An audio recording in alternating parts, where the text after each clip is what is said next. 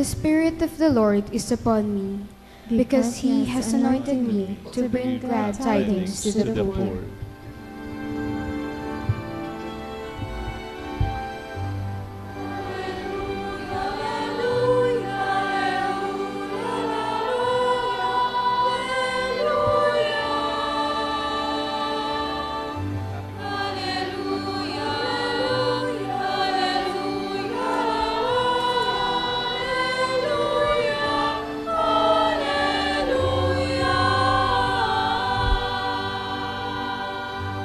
The Lord be with you. And with your spirit. Proclamation from the Holy Gospel according to Matthew.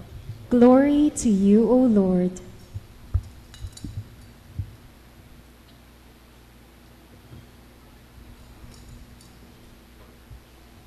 When John the Baptist heard in prison of the works of the Christ, he sent his disciples to Jesus with a question. Are you the one who is to come? Or should we look for another? Jesus said to them in reply, Go and tell John what you hear and what you see. The blind regain their sight, the lame walk, lepers are cleansed, the deaf hear, the dead are raised to life, and the poor have the good news proclaimed to them. And blessed is he, the one who takes no offense at me. As they were going off, Jesus began to speak to the crowds about John. What did you go out to the desert to see? A reed swayed by the wind? Then what did you go out to see? Someone dressed in fine clothing? Those who wear fine clothing are in royal palaces. Then why did you go out? To see a prophet?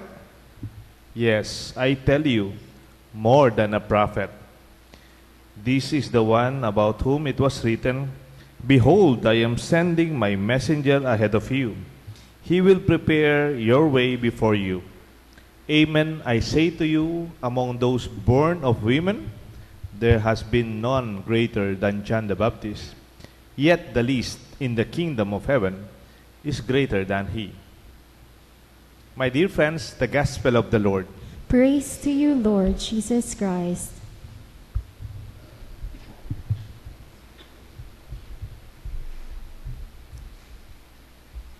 In the name of the Father, the Son, the Holy Spirit. Good evening po. Kung nakasimba po kayo last week, we have seen the height of the mission of John. Last week, kung nakarinig po kayo ng Ebanghelyo, ang kwento, ang daming mga nagpapabinyag kay Juan. After his preaching, so many are converted. They repented their sins and they were baptized by John. In the gospel today, on the other hand, ano pong kalagayan ni John? Last Sunday, everybody's looking after him and following him. They were being baptized by John. But today, you see John as a man in crisis. A great man going through a crisis. John is in prison. After proclaiming the Messiah and after baptizing so many followers, this time, John is in prison. Tignan niyo po yung malaking pagkakaiba. Baptizing, preaching, converting people, pinagkakaguluhan siya, and today, he is in prison. That must be a lot of crisis for a great man like him. He's going through the time of doubt when suddenly things are not so clear and things are not so sure and stable. Mayroon po isang writer in the Middle Ages, ang naging santong, pangalan niya po, Saint John of the Cross. He's a Carmelite mystic. Mayroon po siyang poem, ang title ng kanyang poem, The Dark Night of the Soul. Ang madilim na gabi ng kaluluwa. I would like to entitle our reflection in that way, The Dark Night in the Soul of Saint John the Baptist. Baka meron kayong kilala who are undergoing what they call the dark night of the soul. Dati, hinahanap siya. Ngayon, he's nowhere. He's in prison. Dati, malakas na malakas yung negosyo, big time na big time. Ngayon, walang-wala. Dati, mayaman na mayaman siya, hinahanap siya ng maraming tao na tutulungan niya. Ngayon, walang-wala siya, hinahanap din siya ng mga kinakautangan niya. Pwede yun. Pwedeng dati, malakas na malakas siya. Ngayon, may sakit. Kamukha ko dati. Dati, drive ako. Dati, ang dami kong pinupuntahan. Busy-busy ako. Ngayon, na-stroke ako. I have to wait for somebody to drive for me. Dito lang, nagpapatulong pa ako. Dati, badminton pa ako. Yan, jogging. Ngayon, dito lang, medyo kailangan ko ng tulong. I also went through my own dark night of my life, of my soul, when I went through my transition in life from an active priest to have to settle down with the parish. Baka may kilala kayong kumisan, ang ganda-ganda ng relasyon nila sa pamilya, sa mga magkakapatid, sa mag-asawa. Ngayon, parang nagkasiraan. O pwede naman sa mga kabataan ngayon, love na love mo siya. Mahal na mahal mo siya. Pero mahal niya ay iba. Masakit din po yan. There may be different expressions of the dark night of the soul. Pwede rin mayroon kang mahal na mahal sa buhay mo at bigla siyang nawala. John is sharing with us the dark night of his situation, a crisis situation. May I suggest what John did as he went through this dark night of his soul? Una, John stayed focused. Nanatili po siya nakatuon sa kanyang misyon. Alam niyo naman po yung mga kumunoy. Alam niyo po yung quicksand, di ba? Di ba yung quicksand, the more you panic, the more you rely on your strength. Huwag mong pagmalaki, malakas ako, kaya ko yan. The more you move, the more you depend on yourself, the more you sink, the more you are swallowed by the quicksand. Ang sabi nila, ang technique daw, be calm. Just allow yourself to float and it will push you up. Sino po sa inyo yung magaling mag-swimming? Di ba masarap mag-swimming sa dagat? Di ba sa dagat?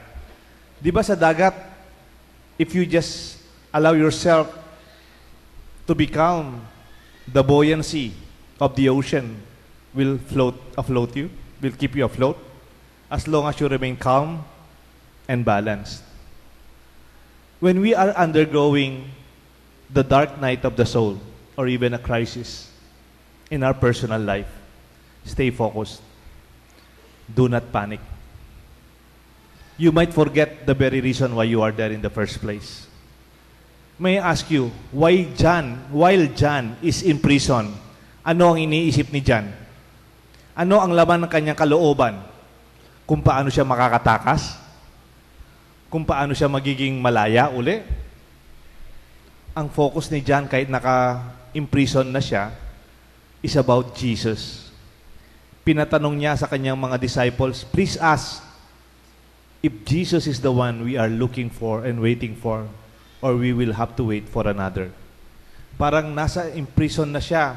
Ang kanyang misyon sa buhay, ang kanyang iniisip, hindi man niya iniisip, paano kaya ako makakawala dito? That's not part of his concern. His concern remained focused on Jesus, the very reason he was born in the first place, to be the forerunner of the Savior.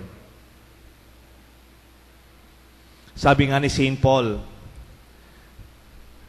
run like an athlete who never lose sight of the finish line. Sa Kapampangan, masanting niya po, mulai kang anting atletang emilalako panimanman, kigya kang pain tungulan, kigya kang tagimpan. You do not lose sight of the very reason and the very direction and purpose of your life. In fact, in 1 Corinthians 9:26, it is written more eloquently. Sabi ni St. Paul, that is the way I run, with a clear goal in mind. That is the way I fight, not like shadow boxing, wasting my energy things that are not necessary. Tama nga naman po. Di ba kung minsan we can be distracted? We can be unfocused. because of the dark night, we are enveloped by fear.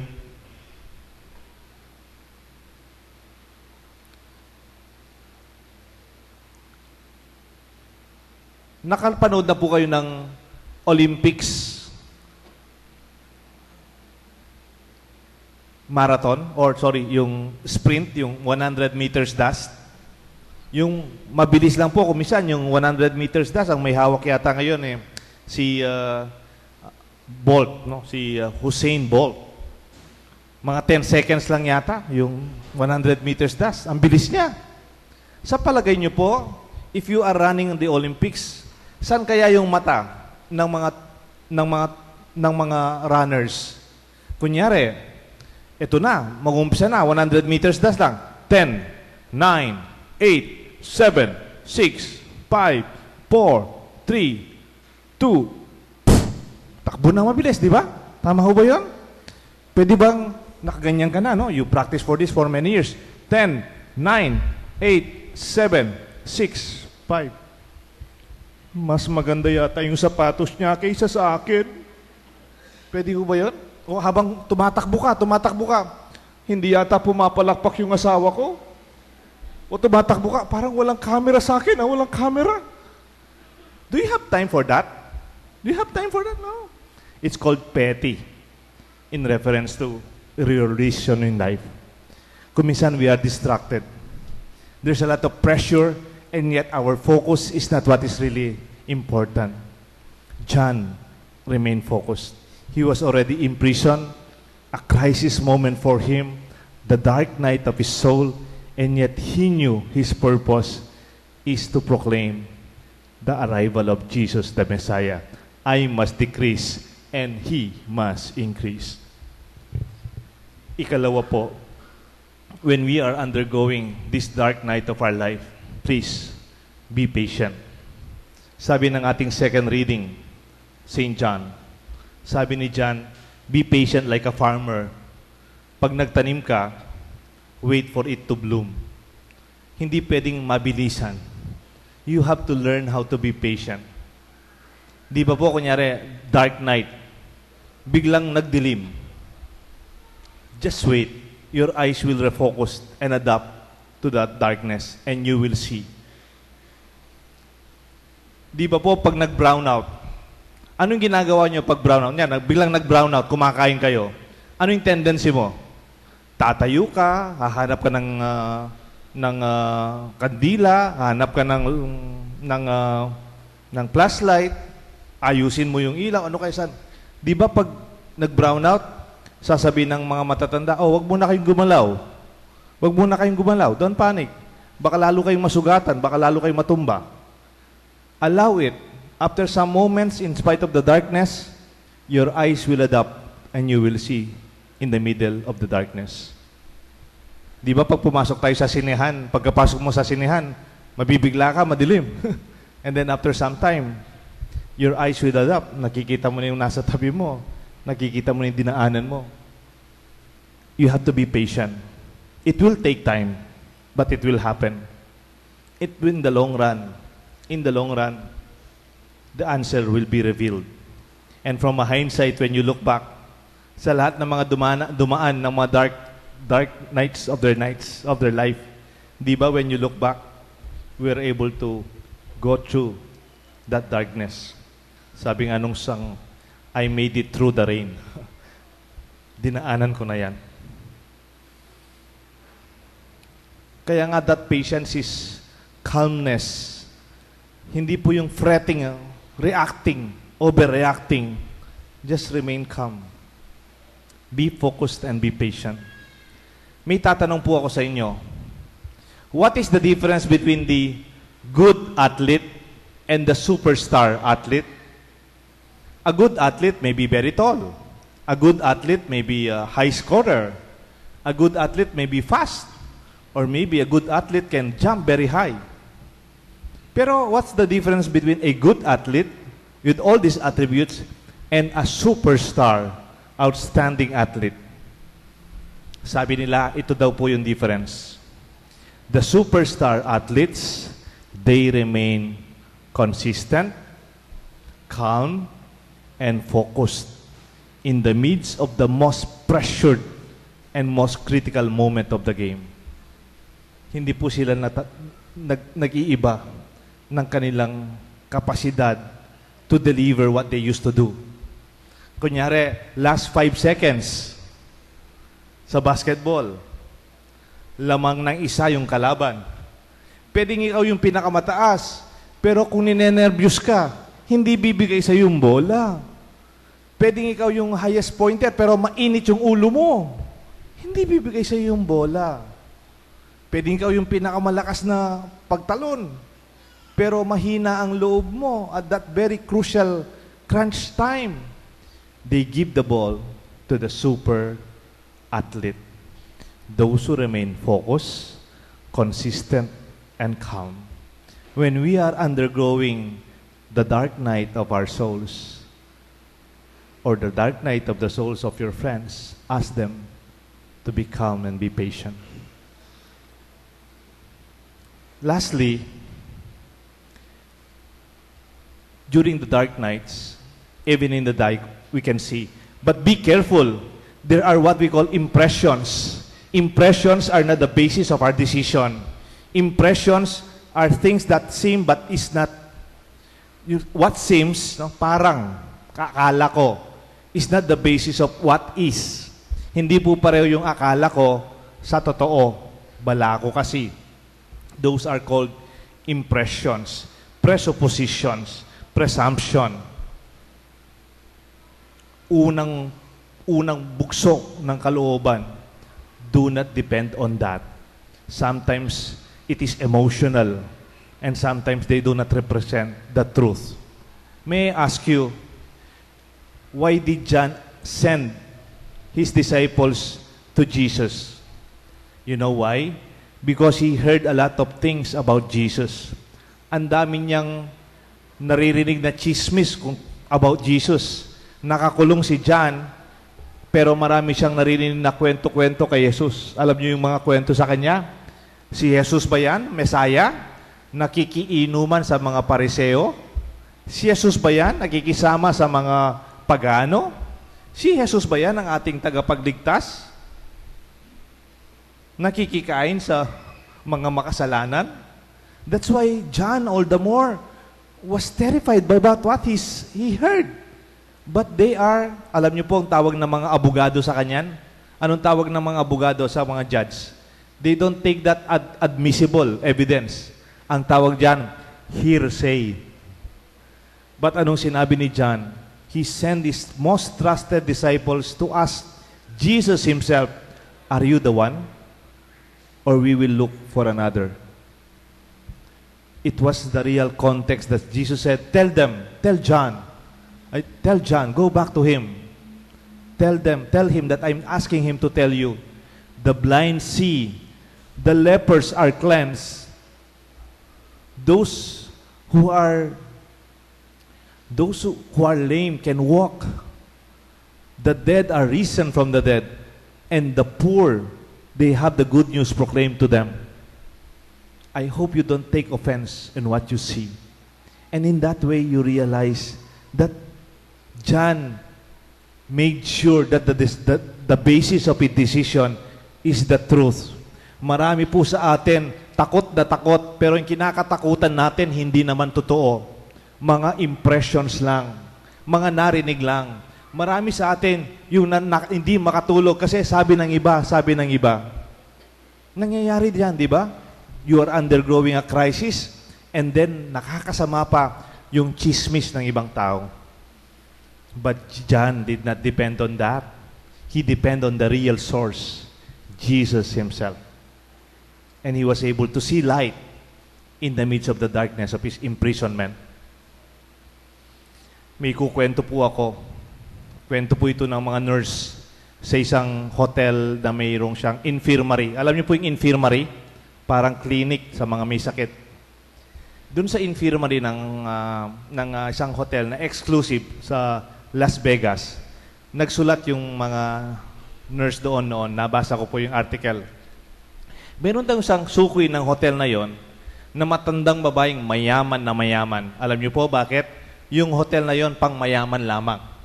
Kung hindi mo masyadong kaya sa buhay, hindi ka makakapasok sa hotel na yon, hindi mo ma-afford. So mga super rich ang nandun at nagkakasino. Yung matanda, nagkasino. Madalas na po siya doon. Matanda na siya. White po siya na matanda. And old woman. And mga 2:00 ng madaling araw, walang masyadong tao, tapos na yung kanyang casino time. Nagbalik siya sa kanyang kwarto. Dala-dala niya yung isang bucket ng mga, ang tawag doon, chips. Hindi niya po pinapalit. Siguro, gagamitin niya pa for the next day. No? Matanda na siya, retired. Kaya lang, yung kanyang mga winnings, $500, $200 yung worth, $700. So, ang dami pong dala niyang chips, no? Dumadaan po siya dun sa may VIP elevator. Yung elevator na yon exclusive sa mga nasa penthouse at sa mga suite ng hotel. Rich of the richest. Doon siya, 2:00 ng madaling araw. Siya lang dapat mag-isa. Nung pagkapasok niya, may nakisabay sa kanyang 2 lalaking malalaki. They were black and they were very big and very tall. Natakot po siya. Sabi niya, sino to malalaking taong to? Siguro, nanakawin ang aking napanalunan. Siguro, black ito. Siguro, masasamang loob ito. Mayaman ako. Siguro, magnanakaw sila. Alam niyo po, sa takot niya, hinimatay siya. Nag-collapse. Mabuti na lang itong 2 malalaking itim na sinasabi niyang big black men. They brought her to the infirmary ng hotel. Pinulot po yung kanyang maraming chips. Hindi po kinuha. Pinulot. Linagay sa kanyang bucket at linagay sa kanyang tabi. At umorder pa po ng flowers for the old woman. Linagay dun sa flower sa kanyang bedside. Nung pagkagising ng matanda na nawalan ng malay, may note po doon. At kaya nakasmile yung mga nurse. Mommy, get well soon. Michael Jordan and Scottie Pippen. So, yung palang 2 kasama niya sa nagkakasino din. Mayaman po si Michael Jordan. Mayaman din si Scottie Pippen. Because of her fear, because of her impressions or negative perspective, she was taken aback and taken over by the untruth of her fear. My dear friends, let us go beyond the dark nights of our souls through the grace of the gospel and the example of John the Baptist. Today, we celebrate what we call Gaudete Sunday. Kung tignan niyo po, puro violet ang mga kadila, pero this Sunday, pink. It is a celebration of joy in the midst of our waiting. Sa ating paghihintay na madilim, mayroong liwanag. And I would like to end with that expression, in the darkest nights, we really produce the most and the brightest stars. Sa mga pinakamadilim na panahon ng ating buhay, doon makikita ang tunay na ilaw ng ating buhay. May God bless us all, the Father and the Son and the Holy Spirit. Let us all